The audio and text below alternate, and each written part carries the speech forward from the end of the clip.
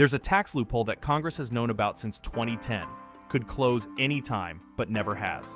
High earners have been quietly using it for 15 years to build completely tax-free wealth. It's called the backdoor Roth IRA, and if you make too much money for a regular Roth, this is how you get in anyway.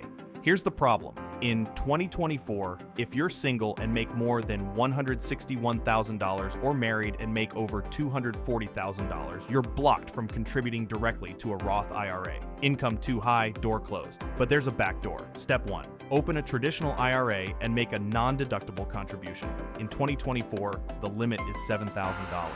You don't get a tax deduction on this money because your income is too high, but you can still put it in. Step 2, convert that traditional IRA to a Roth IRA. This is a legal conversion that the IRS allows. Since you already paid taxes on that $7,000, you owe nothing on the conversion. No tax bill. The money is now in a Roth. Step 3, that $7,000 now grows completely tax-free. And when you retire and pull it out, you pay zero taxes. Not a reduced rate, zero. If you and your spouse both do this, that's $14,000 per year moving into a Roth IRA, even at a high income. Over 20 years with market growth, you're looking at $700,000 or more sitting in a completely tax-free account. One important warning, watch the pro-rata rule. If you have other pre-tax IRA money sitting around, the IRS blends it all together when calculating taxes on the conversion.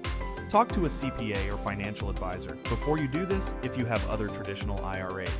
But for high earners with no other IRA money, the backdoor Roth is one of the cleanest legal tax strategies available. $7,000 a year, zero taxes on growth, no income limit. The door is still open. Walk through it.